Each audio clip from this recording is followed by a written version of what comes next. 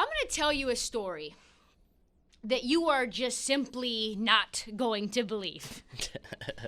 You're going to say to yourself, this is an Onion article. This is fake news. No shot. I had to actually look in multiple different news sources, multiple different times, just to make sure that I wasn't getting punked. Mm-hmm. It's so absurd. Even knowing that I've done my due diligence, you're still going to call bullshit. But there are photos. Yes, there are. There are videos. And it was covered on live TV. Yeah, it was. This was a story about the NBA that was actually covered on Utah's version of C-SPAN. Yeah, I mean, this is what it is. We've got a female legislator dressed up as a referee. Let that sink in. We've got the House Speaker with a Donovan Mitchell jersey on over his button-up shirt. We've got a legitimate governmental resolution all happening in the halls of government. And do you know what it's about? Shaq's comments about Donovan Mitchell. Wait. For a second, just let's back that up. We have a government resolution about two NBA players, one former NBA player and a current NBA player that are beefing, and they've decided, yeah, that deserves our attention. So we talked about this on the last episode, that Shaq said that Donovan Mitchell didn't have what it took to be a winner.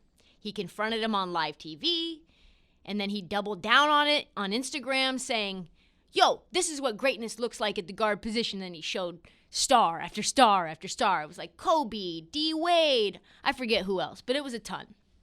And Utah's government took that extremely personal. So let me try and make sense of this. Enter Kera Berkland. She is the star in this story.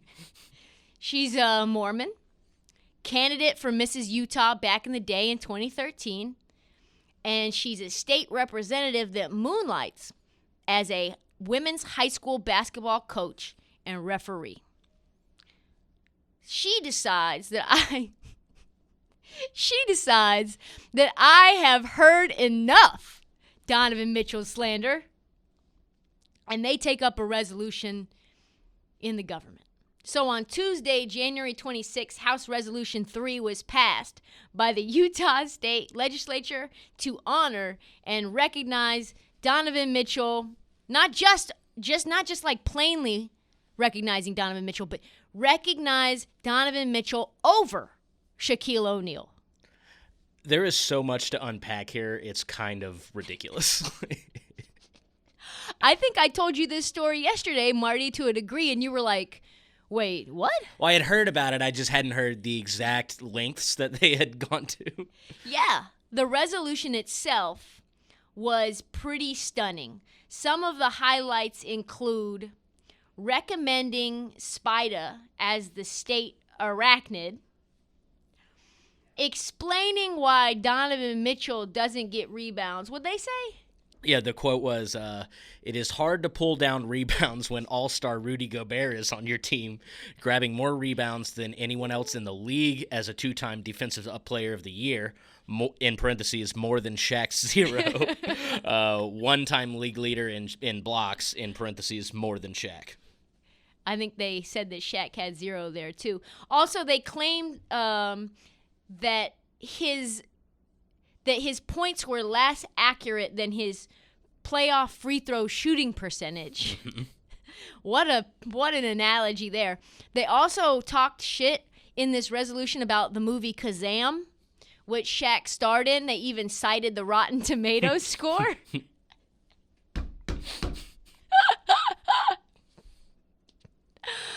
Oh my God! These people get paid a government salary. This is taxpayer dollars hard at work. I think we have an ambitious politician on our hands. She is someone with a pizzazz for showmanship. Shameless, just shameless in her desire for attention. She wore a referee costume to give Shaquille O'Neal a technical foul for his slander on Donovan Mitchell.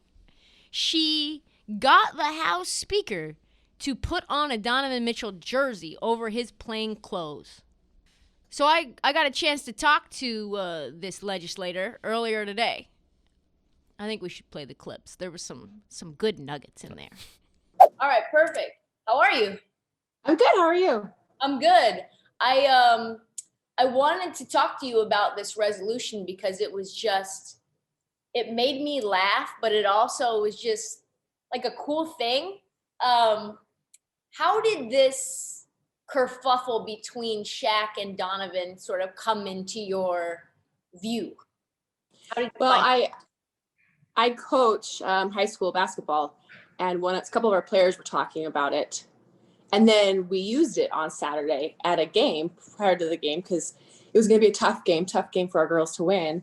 And I just played the clip for everybody to make sure they saw it. And I was like, look, they're going to be out there thinking they can beat you. They're going to marginalize you.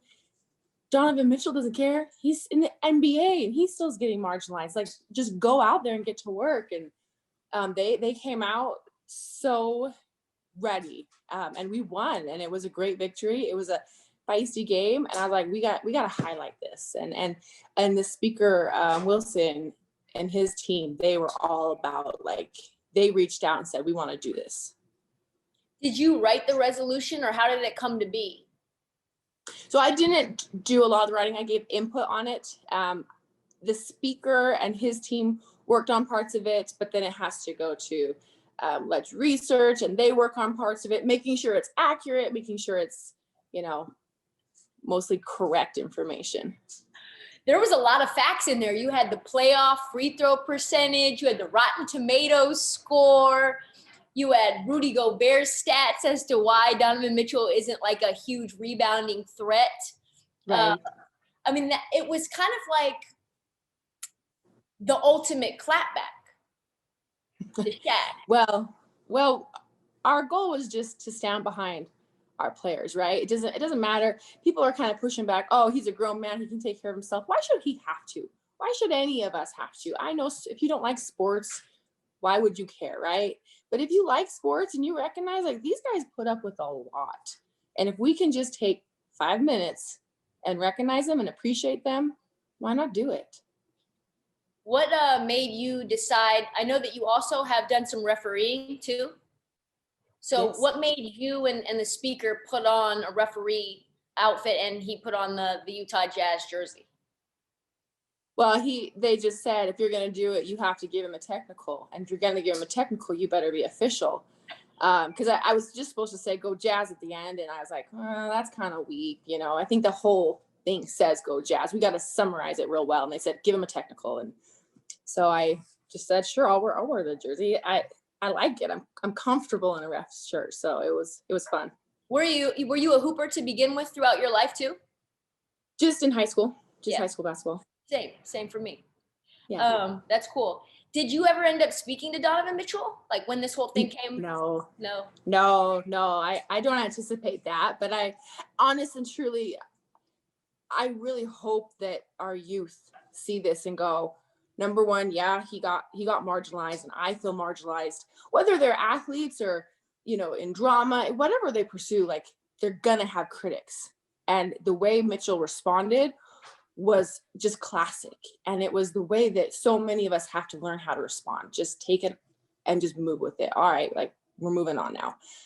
So I wanted them to know that and see that if Donovan Mitchell's getting shade, don't feel so bad when you're getting it. And that's all I really hope to accomplish from it. Thanks for the time, Representative. Have a good one. Take care. All right, bye-bye. The best thing about hearing that interview is how many times the word marginalized was used. It's a good buzzword for them. That's just not quite how I think of the word or term or definition of marginalized, is being criticized about your play on the court. I would say marginalization has to do with a lot bigger issues, but if that's the standard we're going to use for marginalization, great. I mean, that's encouraging. This is the most politically driven interview I've ever heard.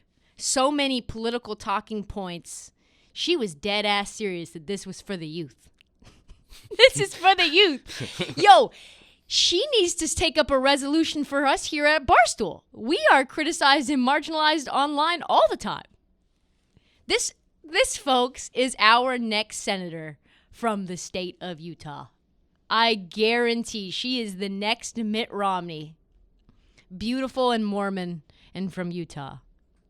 They say that politics is boring, but shit. Was that boring? A referee suit and a Donovan Mitchell jersey in the halls? No. Find someone who loves you the way that Kera Berkland loves Donovan Mitchell and the youth. Fighting for his honor, for all of society. Not just the state of Utah, for the youth as a whole. This is the third resolution of the year in the state of Utah, and it was that important that this is the third one. To me, that goes to show you that Shaq's comments got under their skin a little bit. They are in their feels. Something that they probably wouldn't have said a word about unless they sort of kind of maybe thought in their heart of hearts that it was true. To me, Shaq was spitting facts. And as Donovan Mitchell would like to say, that's it. This league. Let me tell you a little story.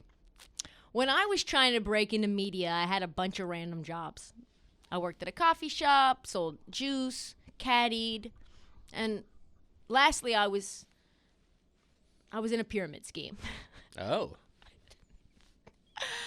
I sold Herbalife protein powder.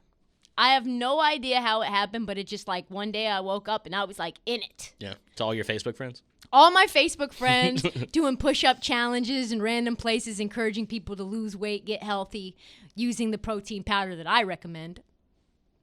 And when I was trying to build up my business for this passive mailbox money income that they tell you can do if you just put in the hard work, we would go to these meetings every quarter to get into the rah-rah vibe. And every one of these meetings had an inspirational speaker. There was like a Tony Robbins, there's like a Les Brown, Brendan Burchard, and they tell you they get you hyped up. Like you can do anything if you just put your mind to it. Everything's mental. If you're just in the positive mind frame, you can accomplish all of your goals very simply, very easily. You would never know if you walked into this conference that it was about selling protein powder. You would have zero idea. You would think we were like real deal entrepreneurs. 2012 to 2014, I was deep in the movement, deep in it.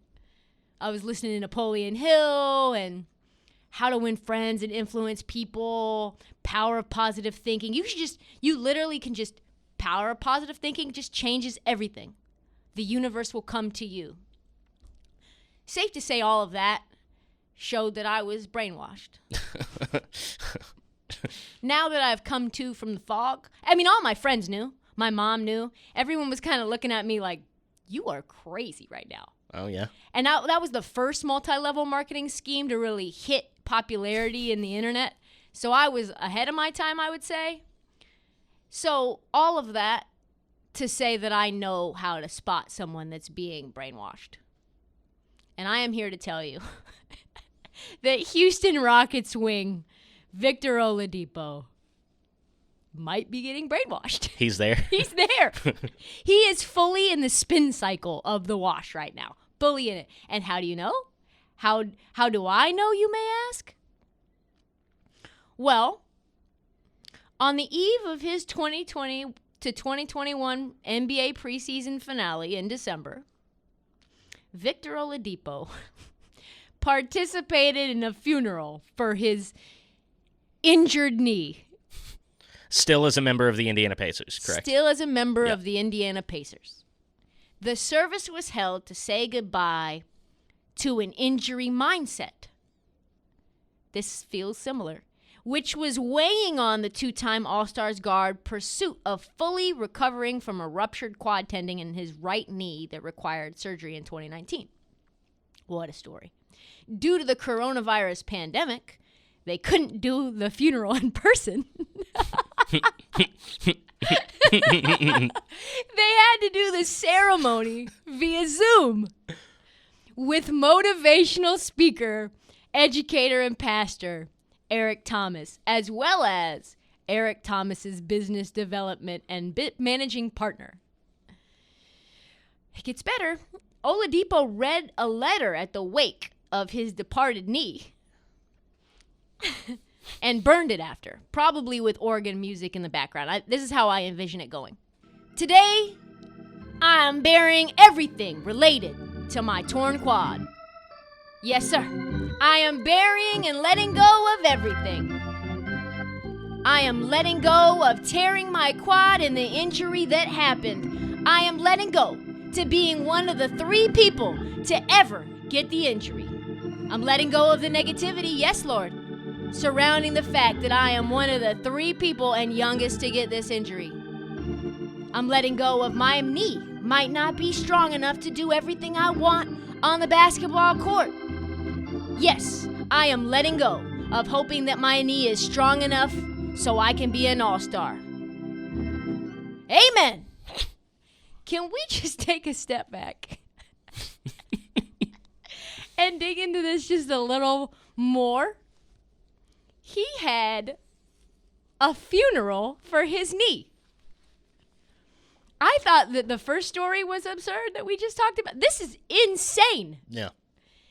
There's a Reddit subreddit called A Brand New Sentence, and a funeral for a knee is a brand new sentence. Never uttered before until it happened to Victor Oladipo. Victor Oladipo hired Eric Thomas, a motivational speaker, to be the pastor of a fake funeral held on Zoom for a body part he still has. That really is the most absurd thing. It's still very much there. It wasn't amputated. It's really a funeral for the pain and trauma of the injury. Eric Thomas charges $30,000 for a virtual speaking fee. Oof. He also brought his business manager, Eric Thomas did, as a witness for this funeral. Oladipo is known for being business savvy and financially responsible. And then we find this shit out. I am concerned.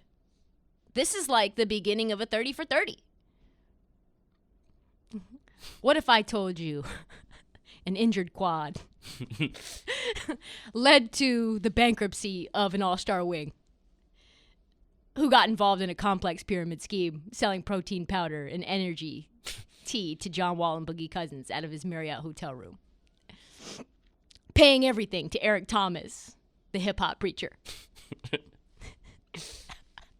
I mean, this is crazy. Yeah. I know charlatans when I see them. I have been duped a million times. So from the outside, it is very obvious to me. Someone lurking behind the scenes, waiting for you to be vulnerable so that they can pounce. They are everywhere. They are everywhere. They convince you need to pay $100,000 for some managerial course. I think it's called the Elite Pilot Program that Eric Thomas runs that Victor Oladipo is currently involved in. Okay. And this funeral was a part of that little package. Mm-hmm. Insane. It was a real funeral. A ceremony that ended with him burning the letter. Marty, have questions. What did Eric Thomas do? If Victor Oladipo was reading the letter, is he just there for emotional support? Act like you playing basketball. Act like you playing football. Compete. That's what bothers me. Many of y'all are not competing. I need effort. Compete. Go to class. I just left for school telling these kids. What about the business manager? Was he like, hey, Victor, we have a 12:30 hard out? Just keeping time, adding extra charges in case it goes over. Hey, Victor, yeah. Eric's so happy to be doing this, but if ET ends up crying on Zoom, That's $10,000 extra. Someone there to be like, can I get an amen, Marty? Amen, baby. Amen. It is not shocking to me that after this happened on the eve of the NBA season starting that the Pacers were like, no. We need to get this boy out of here before this news breaks. First up, this makes the injury look really fucking bad. If you need spiritual guidance to fix what modern medicine can't, we're never going to be able to trade him. He's going to walk for nothing. Surprisingly, this news stayed on the hush until they traded him. Till they could find their mark. Who was this idiot that would take Victor Oladipo on an expiring? Someone so mentally scarred that he had to hold a fake funeral on Zoom just to get past the trauma. Oh, yes, Houston Rockets owner Tillman Fertitta. The guy who picked up Kevin Porter Jr., the food assaulter. And he was like, yep, yes, sir, that'll do. This league. Oh, my God. Something's been missing. Oh, boy, Bradley Beal. Poor Bradley Beal. He does need something different. He does. God damn, the Washington Wizards are 3-11. Just gross. They're gross to watch. And it's sad because he's playing so well, and no one will watch them. Beal has put up 40 10 times this year. And in all 10 occasions, the Washington Wizards have lost that game. That is a record. Statistically, never happened before. Yeah. They are the second worst defensive team in the league. They just flat out don't even try. Bradley Beal's like, we can't guard anyone. We can't guard a parked car. You know who they need, Marty, in the locker room for just a small $30,000 virtual Zoom fee? Maybe Depot's hip-hop preacher? That's right. Play the clip again. Act like you playing basketball. Act like you playing football. Compete. That's what bothers me. Many of y'all are not competing. I need effort. Compete. Go to class. How come Scott Brooks can't do that? The NBA community is fed the fuck up for Bradley Beal. Twitter, pundits, fans, we've all had enough. I think the community as a whole is now requesting a trade on Bradley Beal's behalf. This is what Stephen A. recently had to say about Bradley Beal. Bradley Beal is a star. He deserves better than what he's getting in the nation's capital. The Washington Wizards at this particular moment in time are atrocious. They are horrible. And it's primarily because of their defense. Last year, they gave up 119 points per game, if I remember correctly, and I think they were ranked like second to last. This year, they're second to last, but they're giving up 120 points. Bradley Beal was quoted over a week ago, Max, saying, we can't stop a parked car. We can't guard a parked car. That's a good quote. That's how bad he described their defense, okay? And if you saw him, and Molly, it's one of those things. Creative. Wow. Bradley Beal did say, I went back and checked. We can't guard a parked car. That means a vehicle that's literally stopped on the road, you can't stop it from moving past you. And then the craziest thing is he followed it up with saying, but I'm optimistic about how the season is going to go. Really? The Wizards do not deserve a man who's optimistic for no reason like this. A man who's put the entire team on his back. This team's been trash mostly for his entire NBA career. And instead of being like James Harden, who's like, this is unfixable, Bradley Beal's like, I'll sign an extension. Yeah. I want to be in D.C. I want to win in D.C. And then what do? Man, Tommy Shepard. Tommy Shepard then trades Bradley Beal's buddy, who's finally healthy, for a guy who can't get a bucket in Russell Westbrook. And you know what Bradley Beal said? He didn't say, no mas. He said, I'll just do more. He's averaging more than he ever has in his entire career, and his defense is now not garbage. Without John Wall, the Wizards were 10th in the East last year. And then somehow, after adding another guard in Russell Westbrook, the expectations were lower than ever before. 125,000 to 1 to win it all by Vegas' odds. Yeah, I have $10 on that. Do you? And if you can believe it, things are actually worse now than they were preseason. They're now the worst team in the NBA. Marty, I think it's time. I do too. Beal's now growing frustrated. An optimist, an eternal optimist who's like, someone asked him, hey, Beal, are you frustrated? And his response was, is the sky blue? Yeah. Beal's wife tweeted, just all by herself and all by itself, sick of this shit. Yeah, we are too. We all are sick of this. Please trade him. The Wizards are young with up-and-coming pieces, prime for a rebuild. Beal's extension doesn't even kick in until next year. You could probably get so many pieces for him. Draft picks, an asset. I don't care that the fan base loves Bradley Beal. I don't care. He is beloved. But you know what? I used to live in D.C. No one goes to those games. Bradley Beal does not sell tickets. Michael Jordan did not sell tickets in D.C. Beal does not sell jerseys.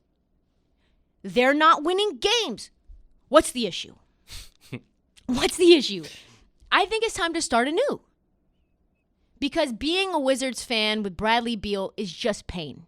You expect at least mediocrity because he's doing all kinds of amazing things on a night-to-night basis, and what you're getting in return are mediocre hopes squashed by dog shit play. 3-11. So now, rumors flying around. Bradley Beal, most likely heading out. And I think I know the exact perfect place for him to go. Not far from D.C., which he is feeling entrenched in that community. Him and his wife love it there. A place that could use him.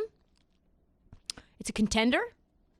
Mm-hmm. A team that has a piece that they are just dying to get rid of. Based on these clues, I think there's a former LSU Tiger playing in Philadelphia. That's right. That's right. Let's get rid of Ben Simmons. Get him the fuck out of Philly. Fans want it. Ownership wants it. Basketball fans need it. Sixers are deep. They already play decent defense even without Ben Simmons on the floor. If you replace Simmons with Beal, now you got a half-court offense that's built for the playoffs. I mean, Ben Simmons isn't even that good of a transition offense runner. I think they're 12th in points per 100 possessions. Simmons cannot shoot. Everyone knows that. But he can defend, and that is the one thing that we know that the Wizards need.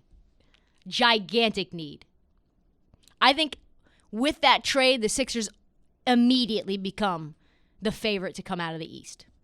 And we know that Beal loves DC and that DC loves him. But there's an old adage. If you love someone, set them free. Please set Bradley Beal free. We had a ton of DMs last week, so I want to clear the decks. Let's finish them. All right. I like this one.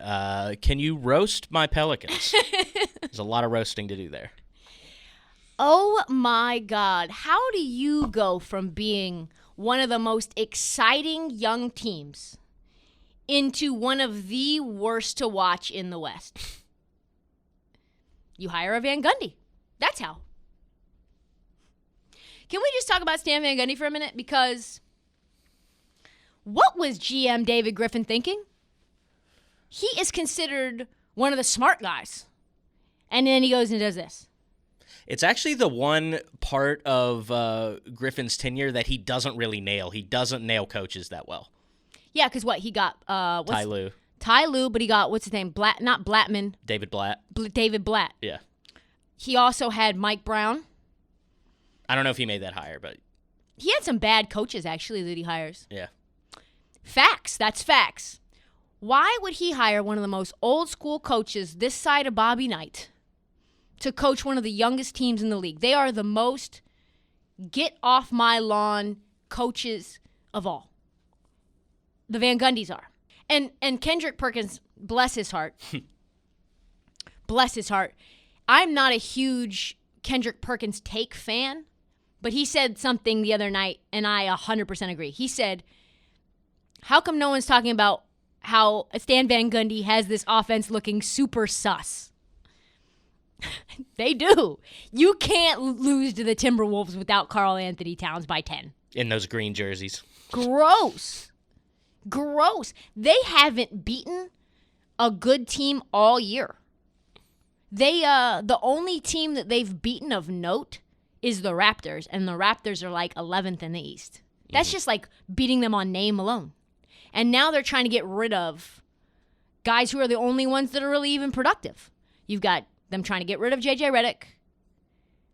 They're trying to get rid of Lonzo Ball, which gives me zero faith that they're making good decisions. I don't understand why they didn't hire Sam Cassell or someone like him, someone to bring these young guys up, someone that young players can respect, and he can, I don't know, teach them the way to play the game, give him some, kind of like a Mark Jackson, how he did with the early Warriors. I know he did some wild shit, but like Mark Jackson without all the voodoo, without all the Christian... No cursing in the locker dogma. room. Yeah, without all the cursing, with all the Christian dogma and the forced church sessions. I used to only play 2K with the Pelicans last year, and now you couldn't pay me to do that. Yikes. So I have a lot to say, yes, about the Pelicans. I can go on and on and on. Also, I want to mention Eric Bledsoe is garbage. We can take that out if we want to. No, he is garbage. Yeah, I can't stand that guy. What's the best NBA game you've seen in person? I've been to a bunch of finals. I covered the finals 3 years in a row. And when I saw this question, I was trying to find the best finals game. And it was weird, like in my subconscious, this one game that was in like a cold night of November kept popping into my head. Okay. Like I said, I used to live in D.C. Uh-huh. LeBron and the Cavs came into town. And my friend got tickets, and he was like, hey, I've got courtside tickets, Cavs, Wizards, are you trying to go? And I was like, yeah, sure. LeBron James was this was 2017. He was a human highlight reel. This is last year on the Cavs. 57 points he put up on the Wizards. He did everything. I saw him going back to the basket, turn around fadeaways, all night, bullying Beal, Wall, Oubre, Over, and Otto Porter. Too many Porter Juniors. Was that before they maxed him? That was right before they maxed him. Yeah. Uh-huh. It was absurd. He had like seven assists and five rebounds and 3 steals. He was just like going insane. And then I looked later about this game, and it's the second highest scoring game LeBron James has ever had in his entire career, and the most he's ever had in a Cavs uniform. No wonder that game stuck out. He was bullying everyone. And the game came down to the wire, which is always fun. Yeah. And actually, Capital One Arena wasn't empty, so that was huge. Yeah, I mean, I've seen a ton of finals with LeBron in them, but this was like something that LeBron James never really does, was to play bully ball. Mm-hmm. What was the best game you've ever seen live? The one that's coming to my brain, and this may be wrong. I went to the Western Conference Finals one year, but the funnest game I've been to was like 2005 or something like that. It was LeBron's like second year and J.R. Smith's rookie year. Oh, nice. And the Cavs were down like 20 at some point, and they came back and won, but J.R. had like 40 as a rookie, wow. and it was so This was fun. against the Suns? No, against the Hornets. Okay. It was in New Orleans, yeah. Oh, that's dope. Yeah. Okay, new one is, what's your Chinese zodiac sign? What a question. I don't know who asked that, but I'm going to answer it for whoever the 4 people that care about this. I don't think that many people want to know, but I will answer. I am a 1986 baby, which is a fire tiger. Okay. Fire tigers are, this is the description of them. Since we did this last episode, we'll do it again. Okay. These tigers are composed and enjoy gaining knowledge. They will meet many supportive and helpful figures in life. Maybe that's you, Marty. They are lively and friendly like a little cat. However, they keep their claws sharp just in case. That part is facts. I see it. I see it completely. Do you know what you are? What year are you born? 91. All right, let's look. 1991 Chinese zodiac. You're a goat. Let's look. Yeah. You're a goat. Let's go. Hell yeah. Let's go. 1991. Let's see what kind of goat you are. You're a gold goat. Of course. A metal goat. Here we go. The goat's personality, calm and gentle. I like that. The gold goat. Oh wait, I don't know if this is gold goat though. Oh, no. Let's see. Hold on. Here we go. Ambitious and kind-hearted with a strong sense of responsibility and work. I agree. Sometimes a little too stubborn. Sure. Is that right? Sure. Yeah. All right. 1991, the gold goat. That's what I'm going to start calling you. Playboy Marty, the gold goat. Love it. Love it so much. Okay. The next one's going a little away from basketball, too. It's should the Cowboys pursue Matthew Stafford or stick with an injured Dak Prescott? The fact that anyone would do this to me, knowing that I'm a Cowboys fan, is fucked up. If anyone seriously... I don't think this is a serious question. Can't be. Because it's a troll. It's got to be a troll. Matthew Stafford is basically Andy Dalton with a little bit more efficiency. He is not elite, we'll say. Yeah. He's had some really good weapons, and the Lions have never been quite there. Dak Prescott is elite. Dak Prescott is like probably, now that we know that Drew Brees has fallen all the way off and Tom Brady's almost there, Dak Prescott's top 5 quarterback in the league. He's either there or like right or there. 6. Yeah. It's like Patrick Mahomes, Aaron Rodgers, Russell Wilson, Deshaun Watson, Yeah. Dak Prescott. Yeah. Can you think of anyone else? Ooh. Not off the top of my head. I'm bad at ranking. I think that's it. Yeah. I think that's it. Yeah. He's like 5 or 6. You know, Dak's from my neck of the woods? Yeah, Lahontan. Yeah. Northwest Louisiana. Lahontan, Louisiana. He's been... Just Houghton. Oh, Houghton. Yeah. Houghton, Louisiana. So he wanted to be a Cowboy his entire life. Uh-huh. And people are really trying to push him all the way out when he just wants what he has deserved, which is his money. Yeah. So no, Matthew Stafford should not be any consideration for Jerry Jones. They need to just pay Dak. Pay him the franchise tag now and move down their merry way. Make things work. Trade Michael Gallup. This is an NBA podcast, but I will go into detail. Trade offensive weapons to get some offensive line help. You have plenty to work with. Get a safety or get a corner in this draft. And let Dak cook. That's it. Yeah. Okay. And now we have, what is the favorite part of your podcast? So when I was deciding to create this, I wanted it to be like me talking about basketball with my friends. So I grew up at my mom's house. When I grew up, had a basement. And on the wall, there were speakers. Okay. That played music. And we would talk shit about basketball. We'd play video games and music would be blaring in the background with our little hot takes that we would be getting off. Shit talking, music going. In the summer, I would play basketball and all my friends would be either sitting on the bench and cheering me on outside, or they would be playing. So the music's blaring outside in the park. The sprinklers are on. There's barbecue smell going. You've got boom boxes out. Sick. That's basketball, right? Yeah. Hip hop going, beats. And then for me, not many people know this, but from the time I was 7 or 8, I started writing hip hop songs. No shit. Yeah. I actually got an offer from Sony to be a solo artist. they were gonna it was gonna be bad. It was gonna be like they were gonna force me to drop out of high school and live in like some bullshit apartment here in New York City and like be at a small label, and they'd probably take all my money. So my mom said no.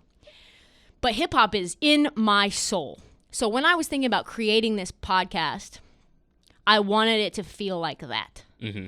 And I've always been someone who cares about the connection between relevant music and the things that I'm talking about. So being able to like select music that I think is funny for the upcoming segment just gives me so much joy. And I think anyone who sees me coming out of that music can tell the same. Like that Puff Daddy song, Going into Funeral for a Knee, that's just like, not to pat myself on the back, but that's just very funny. So, I always very much look forward to what songs you give me to play for the episodes. That is something I look forward to. Do you think about like, oh, how is that going to connect to the segment? Sometimes, yeah. So it always does. That's just a little tidbit. So yeah, shout out to J. Cole. We're playing the song at the end of this podcast for you. Happy birthday. Yesterday was his birthday. That's all the time that we have for this league. Please subscribe, rate, review on Apple Podcasts and on Spotify. Like I've said a million times, just unsubscribe and resubscribe. That's a huge difference for us. Move us up the rankings. I'm wearing a This League hoodie right now. Check it out on the camera. Please buy one in the Barstool store. Follow us on social, on TikTok, on Instagram, on Twitter. And thanks for listening. We will be back Monday morning. That's all.